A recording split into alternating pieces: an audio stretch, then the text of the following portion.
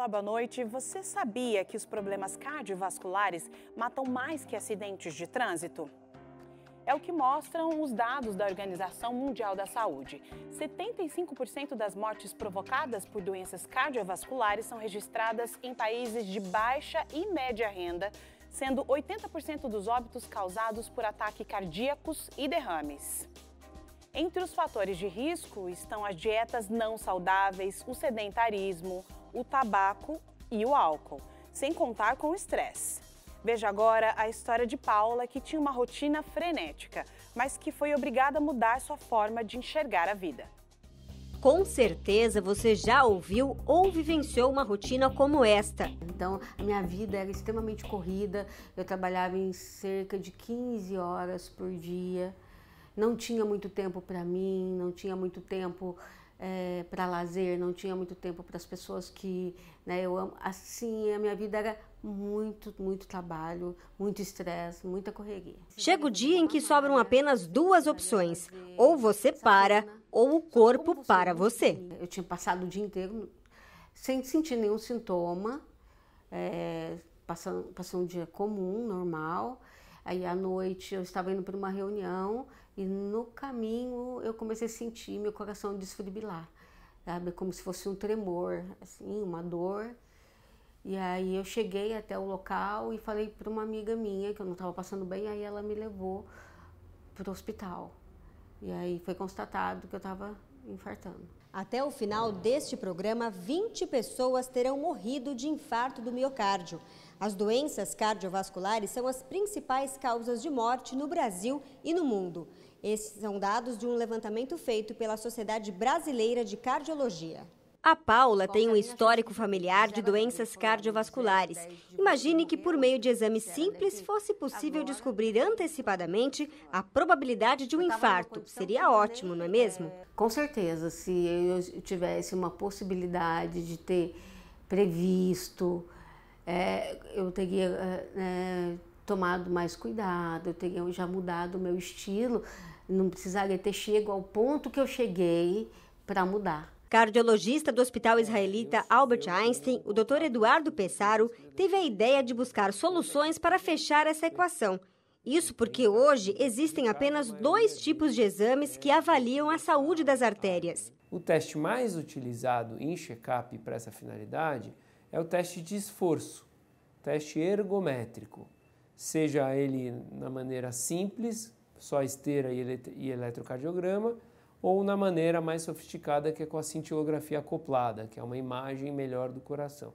Mas ambos só detectam a doença na artéria do coração se a doença estiver avançada, com entupimento já da ordem de 70% ou mais. Então a doença inicial não é detectada. O único exame que tem hoje para detectar a doença inicial é a tomografia de coronárias. Mas esse é um exame mais caro que o ergométrico, que usa radiação, que precisa de uma máquina especial, uma máquina de tomografia, e que precisa de um radiologista especializado para laudar esse exame. A pesquisa, que durou 5 anos, apresentou o resultado da análise sanguínea de 130 pacientes. O médico identificou biomarcadores que apontam a possibilidade ou não do paciente sofrer obstruções nas artérias, o que pode ocasionar o infarto ou até mesmo o acidente vascular cerebral, conhecido como AVC. Então a estrutura do estudo foi assim. Como eu disse, o padrão ouro foi a tomografia de coronária. A gente usou 100 pacientes que tinham doença na artéria do coração, identificado pela tomografia, na forma de score de cálcio, que é deposição de cálcio nas artérias, que é um sinal da doença, versus 30 pacientes sem nenhuma doença na artéria do coração, completamente saudáveis nesse sentido. No processo de comparação dos grupos, foram identificadas na corrente sanguínea 8 proteínas que marcam a deposição de cálcio. E achamos 2 se destacaram como marcadores, de maneira que quando comparados, essas 2 proteínas, a MGP e a Hankel, estavam mais altas naquele grupo com doença nas artérias do coração e mais baixas naquele grupo saudáveis. Então, quando você faz os cálculos matemáticos dessa comparação, o fato dela estar mais alta aumentou em 3 vezes o risco da pessoa estar no grupo dos doentes. A ciência caminha a passos largos em busca de soluções para as epidemias humanas, mas ainda assim, nada substitui a prevenção e a mudança no estilo de vida. Lições aprendidas por quem viveu a experiência de se aproximar da morte. Você começa a rever o que realmente é importante na vida. Então, o seu estilo de vida muda totalmente. Então, a alimentação mudou, eu comecei a aprender a valorizar cada momento, aprendi a desacelerar, sabe? Aprendi a não levar tantas coisas assim tão a sério, porque muitas vezes a gente se estressa porque a gente leva as coisas muito a ferro e fogo, e a vida às vezes não é assim, às vezes você tem que levar as coisas com mais serenidade, com mais tranquilidade, acreditando que Deus está no controle. Então eu me despreocupei mais em relação ao futuro. E aqui no estúdio eu tenho o prazer de receber o nutricionista Ricardo Vargas, que já é conhecido da casa, né? E ele tem experiência sobre os efeitos benéficos e maléficos também que os alimentos têm sobre o nosso organismo. Seja bem-vindo, boa noite. Olá, tudo bem? Sempre um prazer estar aqui, dar minha contribuição também para poder elucidar a respeito de alguns assuntos, porque a gente sabe que a prevenção é sempre melhor do que o tratamento, né? É sempre melhor. Você viu no VT falando algo extremamente importante, assim, pessoas, né, que chegaram próximo da morte. Eu não sei se a gente precisa chegar nesse estágio para começar a criar uma consciência. Na verdade, a gente não quer chegar, né? Se precisa, eu não sei, mas não quer chegar perto da morte, mas né? é aquela história, se não vem por bem, vem por mal, Vai né? Exatamente assim. Tem uma análise aqui de múltiplos trabalhos científicos, uma análise de 2010 a 2015 com 68 pacientes. E aí, esses pacientes eles foram analisados que ao consumir fibras, diminuiu, ou seja, a probabilidade, né, o risco de sofrer problemas ligados ao coração. E também alguns pacientes que já tinham alguns problemas, isso foi melhorando esse problema, né? Sendo aqui um adendo bem importante, sendo que o tabaco ele reduziu a absorção intestinal desses alimentos com fibras, né? Qual é o benefício das fibras pro coração, né? Ou para as artérias, ou para esse organismo como um todo, né? O que a gente precisa entender é o seguinte, quando a gente fala de fibra, nós estamos falando de uma estrutura que está presente nos alimentos, mas que não vai ser absorvida. Ou seja, ela entra pela boca e depois ela é excretada. Mas ela cumpre papéis extremamente importantes dentro desse trânsito no trato gastrointestinal. O principal deles, pensando nessa questão cardiológica, é a redução da quantidade de gordura que é absorvido e também a velocidade de absorção do carboidrato. Então, são 2 aspectos importantes. Com relação à gordura, é o seguinte, fibra e gordura é como se tivesse paixão à primeira vista, né? Quando elas se encontram, elas se ligam e aí essa fibra impede que a gordura seja absorvida. Se eu estou impedindo a absorção da gordura, automaticamente estou diminuindo o risco de oxidação de gordura e a formação das placas de ateroma com a questão do cálcio que foi apresentado ali também no VT. Quando você, então, impede a absorção da gordura, você já começou a resolver o problema ou evitar o problema. Esse é um aspecto. Segundo aspecto é a questão do carboidrato.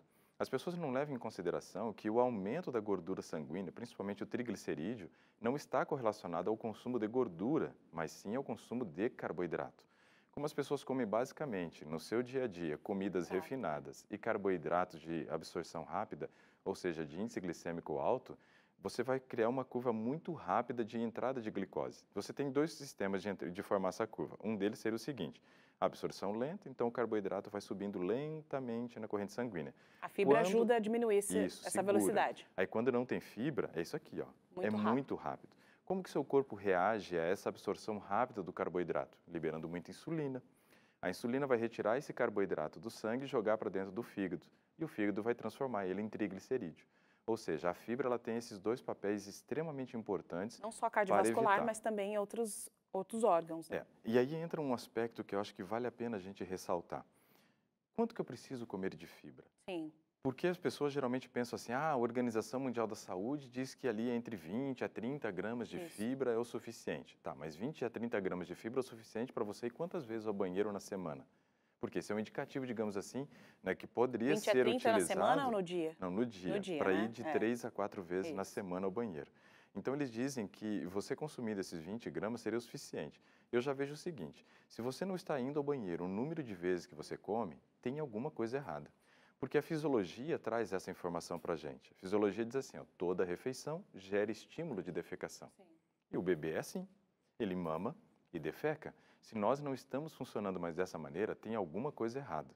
E provavelmente seja essa baixa ingestão de fibras, de 20 a 30 gramas, que é considerado suficiente, só que suficiente para você ir 3 a 4 vezes na semana ao banheiro. Então, a gente poderia adicionar um novo marcador cardiológico, né? Trânsito intestinal. Se ele é lento, eu sei que automaticamente tem pouca fibra, eu estou absorvendo muita gordura e já estou aumentando o risco. Então, eu preciso aumentar a ingestão de fibras, mas aí eu tenho que beber mais água, tenho que fazer atividade física, porque senão só fibra sem água também, a coisa, em vez de melhorar, pode até piorar. Precisa associar, né, a outras práticas, né? Agora sim, tem também as doenças coronarianas associadas a mutações genéticas. Aí realmente não tem muito o que fazer. Mas a boa alimentação, ela pode mudar essa realidade ou dar mais qualidade de vida para aquele que tem esse tipo de doença? Na verdade, o estilo de vida, a gente poderia considerá-lo ele como um fator preventivo até para o aparecimento de doenças genéticas. Tem algumas pesquisas que têm apontado para a seguinte direção: o seu estilo de vida influencia no aparecimento das doenças genéticas, podendo evitar até 89% delas, dependendo da maneira como você vive. Ou seja, tem muita doença genética que eu tenho a propensão, mas eu não preciso ter ela se eu tiver um estilo de vida. É que a gente tem que entender que genética não é predestinação, né? Na minha família, por exemplo, eu estava ouvindo ali a questão do histórico familiar. Eu, pro lado da minha avó, por exemplo, da minha mãe ali, quase todos os meus tios e parentes, né, morreram ou têm problema cardíaco. E pro lado do meu pai é câncer. Então eu fico dizendo que lá no futuro eu tenho uma difícil escolha, né, se eu quero ter problema cardíaco ou oncologia. Não é assim que a coisa funciona. O estilo de vida, ele corrobora para que você ligue e desligue genes. Alguns genes que previnem doenças podem ser ligados com um estilo de vida saudável. E eu desligo os genes que causam doença. Agora, se eu tenho um estilo de vida ruim, aí eu ligo os genes que causam as doenças e desligo os genes que evitam as doenças. Isso é chamado de epigenética, porque a genética ela sempre foi trabalhada em cima de dois aspectos importantes, o genótipo e o fenótipo. O genótipo é o que eu herdo, ou seja, 23 cromossomos do meu pai, 23 cromossomos da minha mãe.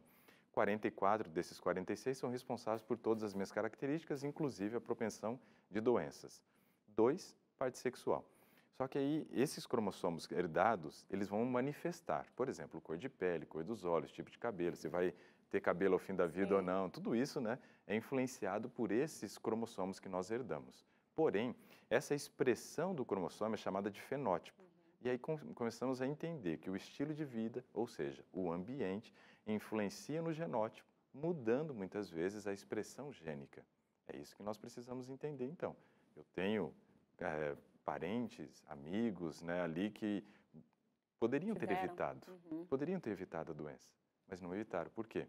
Porque preferiram viver um estilo de vida inadequado, mesmo tendo informação. Isso que é o mais triste, porque quando você não tem informação, tudo bem, mas tendo, não vale a pena a gente continuar insistindo no erro. E hoje estamos falando sobre doenças cardiovasculares.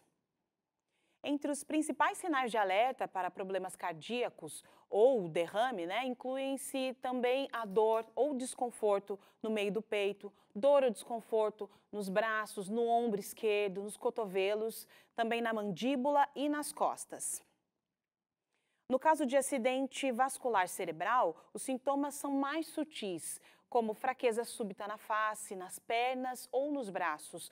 Mas apesar de os problemas cardiovasculares serem ligados ao coração, veja que ele não é o único prejudicado quando há uma obstrução nas artérias. 31% das mortes em nível global foram ocasionadas por doenças cardiovasculares. Desses óbitos, estima-se que 7,4 milhões ocorreram por doenças ligadas ao coração e 6,7 milhões por acidentes vasculares cerebrais, os AVCs. É como se em um ano, quase 2 cidades de São Paulo inteiras fossem dizimadas. Quando a gente fala sobre doenças cardiovasculares, a gente tem um rol de doenças que se englobam nesse contexto, né? As principais, as que têm uma incidência maior na nossa população, são as doenças coronarianas, doenças cerebrovasculares e a hipertensão. Que o problema é sério, você já sabe. Vamos saber agora como essas doenças são divididas. Afinal, o nome cardiovascular dá a entender que o foco seja apenas no coração, mas não é bem assim. Quando a gente fala em coração, a gente normalmente fica objetivado ao coração em si, mas a gente sabe que a árvore vascular ela compreende no organismo inteiro. Então, a circulação cerebrovascular, a circulação pulmonar, algumas alterações vasculares periféricas nas pernas, nos braços, elas também compreendem esse rol de doenças cardiovasculares. Ainda assim, está correto dar uma atenção ao coração, que, assim como o cérebro, é um órgão vital. A supervisora de nutrição hospitalar, Natália Trois, explica a importância de buscar mudanças. Uma alimentação não saudável, ela faz com que a gente corra mais risco de desenvolver problemas cardiovasculares. Então, assim, quando a pessoa tem um estilo de vida sem exercício físico, sedentário, né, alimentação rica em gordura, alimento industrializado, fast foods, isso tudo colabora para o desenvolvimento dessas doenças. A associação de práticas saudáveis pode potencializar o efeito da prevenção no organismo. A prevenção dessas doenças, elas são mais efetivas quando a alimentação saudável é associada à atividade física regular, diária, tipo caminhada, corrida, natação, atividades aeróbicas. A inclusão de novos hábitos alimentares está intimamente interligada a diversas fases da vida. A saída de casa, o casamento ou mesmo o nascimento dos filhos podem alterar o nosso cardápio. Por que não incluir na lista de motivações a busca por mais saúde e qualidade de vida? E a gente volta aqui para a nossa conversa com o Ricardo Vargas, que é nutricionista. A nossa nutricionista ali da reportagem falou, é difícil querer mudar. Eu acho que esse é o ponto, né? Muito difícil, né? Agora, eu queria te apresentar aqui uma pesquisa feita pela USP. Ela mostrou que o consumo de alimentos bioativos, né, que eles chamam de substâncias bioativas, elas podem inibir os danos do excesso de radicais livres, né? Então, a USP ela vai falar da planta guaraná, a Fiocruz ela vai citar o abacate, alho, cebola, enfim, entre outras coisas. Você concorda com essas visões, né, das substâncias bioativas sendo, assim, inibidas ali a ação dos radicais livres? Eu acho muito interessante a gente analisar a seguinte questão. Vamos olhar para a visão criacionista, né? Nós sabemos que tem duas visões, evolucionista e criacionista. Eu quero olhar para a visão criacionista. Quando você olha ali em Gênesis, no capítulo 1, no verso 29, tem uma lista de alimentos que fazia parte do cardápio de Adão e Eva no Éden. Nessa lista nós tínhamos o quê? Nós tínhamos ali os cereais integrais, então, arroz, trigo, milho, centeio, cevada. Nós tínhamos as leguminosas, feijão, grão de bico, lentilha, ervilha, soja, tremoço, amendoim. Tinha também todas as oleaginosas, ou seja, as castanhas, né? E ainda havia as frutas. Então, esses 4 alimentos faziam parte do cardápio original. No Éden, não havia doença. A gente se entende dessa forma porque não morriam enquanto estavam no Éden. Depois de ser expulsos, eles morrem. E eu acho interessante porque aí eles começam agora a se tornar mortais, então eles vão desenvolver doenças. Aí Deus, então, inclui algo a mais na alimentação deles, né? Em Gênesis capítulo 3, verso 18, você tem a inclusão de verduras, coisa que não fazia parte do cardápio original. Eu acho interessante essa inclusão, porque quando você fala de compostos bioativos, a gente encontra a grande maioria esmagadora, talvez 80%, 90% desses compostos bioativos nas verduras. Sim. Então, realmente, vale a pena nós aumentarmos a ingestão desses alimentos, por quê? Os compostos bioativos, eles vêm para fazer o quê? Além da parte nutricional, para ter uma outra atividade que não nutrição, ou seja, prevenção de doenças. Ali nós encontramos inúmeros compostos. Você citou, por exemplo, alho e cebola nessa pesquisa. Tem os compostos alílicos, né, presente, que são aqueles que dão cheiro quando você aquece o alho e a cebola. Aquilo ali, ele é extremamente anticancerígeno. Ele evita, muitas vezes, esses radicais livres. Então, a gente tem que lembrar o que é um radical livre, porque senão a gente fala de estar combatendo alguma coisa que a gente não sabe realmente o que é. Não sabe exatamente o que é. Eu vou explicar o radical livre contando uma história. É bem provável que você, né, no seu período de adolescência, ali na fase da juventude, na escola, tivesse aqueles amigos, né, e tinha aquele que era o garanhão da turma, né, que ficavam todas as meninas ali, né. E aí ele era o garanhão, ficava com uma, ficava com outra, mais outra, só que aí o que ia acontecendo nesse processo? Por onde ele passava, ele deixando um dano, não é? Ele deixava um monte de meninas feridas, chorando, né? Corações partidos pelo caminho. Corações partidos, é isso, né? Então o radical livre é mais ou menos isso. Ele é uma molécula instável, ele está buscando estabilidade. Aí ele se liga numa célula, oxida. Aí ele se desliga, ou seja, ele deixa o dano e parte para outra. Aí ele pega outra célula e oxida. Ele vai gerando oxidação no seu organismo. E a oxidação é o que gera o envelhecimento precoce e o risco dessas doenças aparecerem. Só que em um certo momento, o radical livre encontra com quem? Com o antioxidante, né? Porque como ele promove a oxidação, aí ele vai se encontrar com o antioxidante. O antioxidante a gente pode colocar que é aquela cabra macho, né? Aquela mulher que pega e bota o cara na linha, né? Então o radical livre se encontra com a antioxidante, né? Que ela é nordestina. E aí se ligou, o que vai acontecer nesse processo? Acabei com a oxidação. Então, o radical livre agora ele se encontra com alguém que gera a estabilidade que ele procurava e ele para de gerar os danos no seu organismo. Quando você come as verduras, você tem grande possibilidade de estar ingerindo grande quantidade desses antioxidantes, que vão evitar o processo do envelhecimento precoce pela oxidação gerada pelo radical livre. Quais alimentos têm radicais livres? Na verdade, o radical livre não é encontrado nos alimentos, ele é produzido a partir do oxigênio. Sim. Então, você respira, todo mundo que respira vai produzir radical livre. Você tem o radical livre sendo chamado de espécies radioativas de oxigênio.